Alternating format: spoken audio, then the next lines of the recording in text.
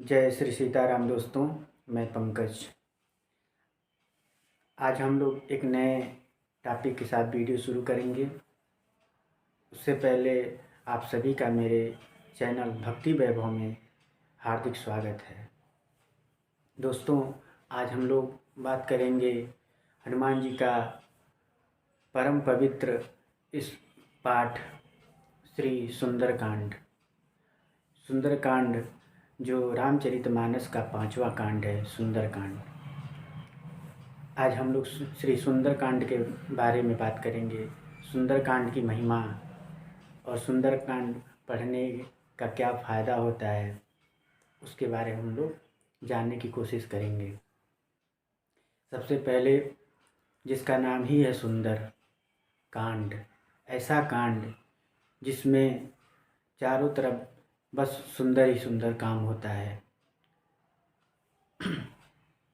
तो आइए हम जानते हैं कि इसका सुंदरकांड का पाठ कैसे किया जाता है और इसका क्या फ़ायदा होता है। सुंदरकांड क्या दे प्रदान कर सकता है हम लोगों को। तो सबसे पहले दोस्तों, हर एक मनुष्य का एक परम लक्ष्य है और वह परम लक्ष्य है मोक्ष की प्राप्ति। तो मोक्ष की प्राप्ति कैसे होगी? तो मोक्ष की प्राप्ति के लिए हम सबको पर ब्रह्म हैं, जो भगवान राम हैं, पर ब्रह्म, उनकी भक्ति प्राप्त हो। और उनकी भक्ति कैसी प्राप्त हो? जैसे राम जी ने काकभूषणी को भक्ति प्राप्त किया था, काकभूषणी को भक्ति प्रदान किया था। भगवान शंकर को जो भक्ति प्रदान किया गया है, जो हनुमान जी को भक्ति प्रदान किया गया है, जैसे सुमरि पवन सुत पावन नामो, अपने बस करे राखे रामो। हनुमान जी ने ऐसी भक्ति प्राप्त की है जिससे भगवान राम उनके बस में हो गए हैं। और हनुमान जी हमेशा भगवान राम के साथ ही रहते हैं।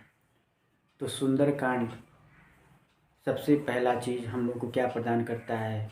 हम सबको सबसे पहले वो भक्ति प्रदान करता है। जो सबसे दुर्लभ माना जाता है वो भक्ति सुंदरकांड प्रदान करता है। और कैसे प्रदान करता है? जब हम लोग लगातार अपने घर में सुंदरकांड का पाठ करने लगते हैं, तो सुंदरकांड के पाठ करने से कौन कौन देवता प्रसन्न होते हैं।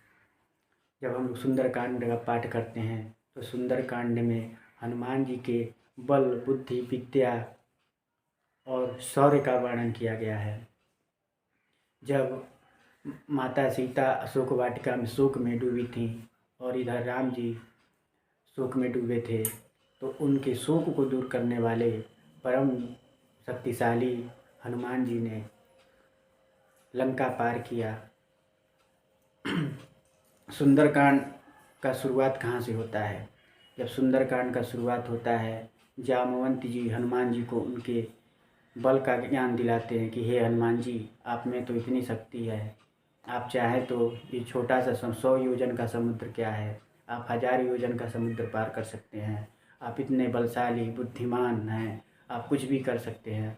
जब जामवंत जी ने हनुमान जी को उनकी शक्ति याद दिलाई, तब वह 100 योजन समुद्र उनके लिए छोटा पड़ गया और इतना विशालकाय उनका शरीर हो गया, इतना शक्ति आ गया हनुमान जी के शरीर में कि वो कहते हैं कि हे जामवंत जी, कहिए तो मैं अभी इसी वक्त लंका को उखाड़ के यहाँ पे लेते आऊँ।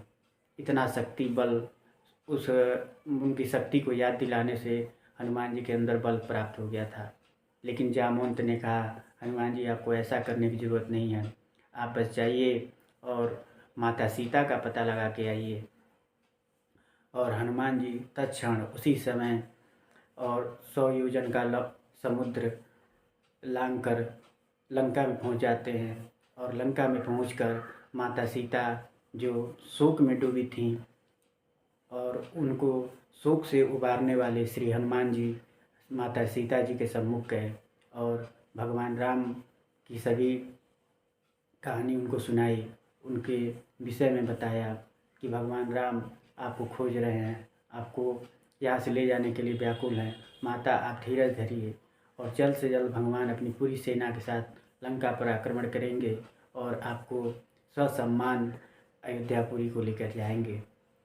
और यह बात सुनते ही माता सीता हनुमान जी पर बहुत प्रसन्न हुई और उनको हनुमान जी को वहीं पे अष्ट सिद्धि नौ निधि का वरदान दिया और चिरंजीवी होने का भी वरदान दिया। तो इस तरह सुंदरकांड में पहला ये होता है कि हनुमान जी महाराज ने सबसे पहले माता सीता का सुख दूर किया। दूसरा, जब लंकापुरी दहन करके माता सीता का पता लगा के हनुमान जी जब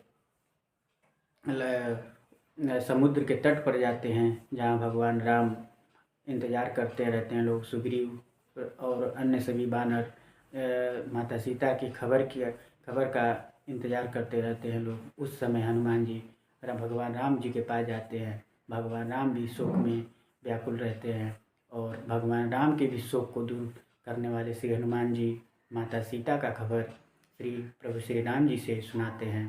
प्रभु श्री राम सुनकर उनकी आंखों में आंसू आ जाता है और हनुमान जी को अपने हृदय से लगा लेते हैं। तो इस तरह भगवान राम और वहाँ भगवान राम हनुमान जी से कहते हैं, सुन सुत तो ही उरिन मैं नाही। हे हनुमान जी, मैं तुमसे कभी उऋण नहीं हो पाऊँगा। तूने मेरे ऊपर ऐसा उपकार कर दिया है, इसका ऋण मैं कभी नहीं चुका पाऊँगा। और वहाँ भी भगवान राम हनुमान जी को सुत कहते हैं, यानी अपना बेटा मानते हैं और उनको हृदय से लगा लेते हैं। तो इस सुंदरकांड में भगवान हनुमान जी महाराज अपने बल वीर शौर्य से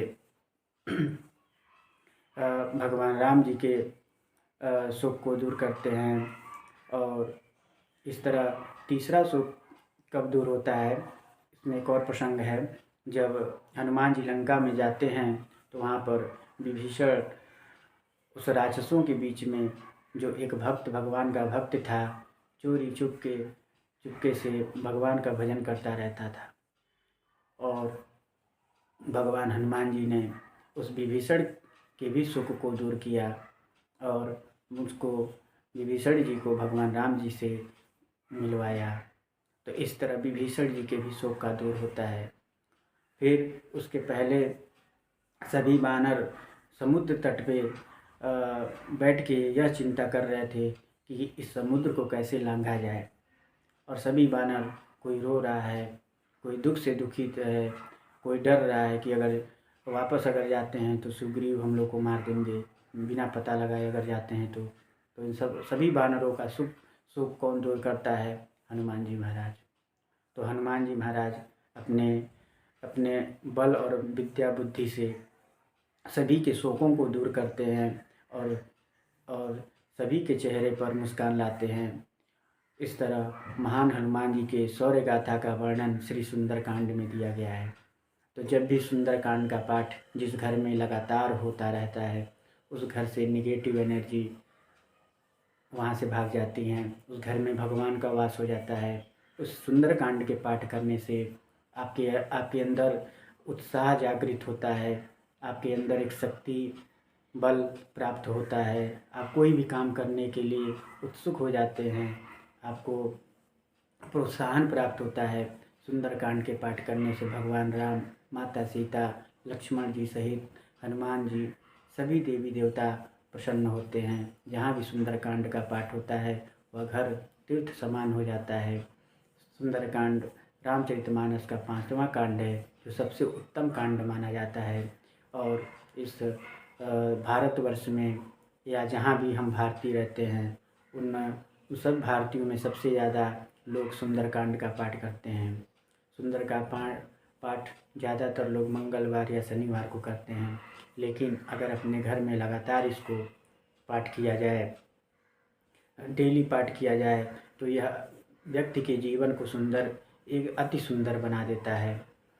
और हम लोगों को कहीं भी भटकना नहीं चाहिए, बस लगातार भगवान हनुमान जी के चरणों में लगकर श्री सुंदरकांड का पाठ अपने घर में, अपने मंदिर में प्रतिदिन करना चाहिए।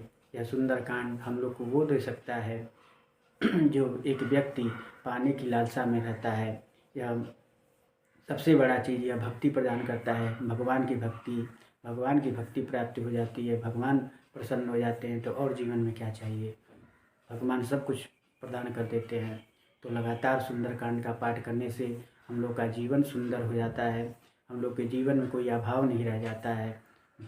चारों तरफ से हनुमान जी से लेकर सभी देवी देवता हम लोग पे प्रसन्न रहते हैं। हम लोग का बिगड़ता हुआ काम भी वो बनाने लगते हैं। तो हम लोगों को हमेशा यह कोशिश करना चाहिए कि सुंदरकांड का पाठ करना चाहिए। इससे हमारे और हम सबके जीवन में सभी कार्य सुंदर हों, और जिस तरह सुंदरकांड है उसी तरह हम लोगों का जीवन निखरे, और हम भगवान के चरणों में हम सबको भक्ति प्रदान हो। इसी के साथ अगर यह मेरा वीडियो या मेरा विषय आप लोगों को अच्छा लगा हो तो इसको लाइक करें, सब्सक्राइब करें, शेयर करें, कमेंट में जय श्री सीताराम ज़रूर लिखें। जय श्री सीताराम।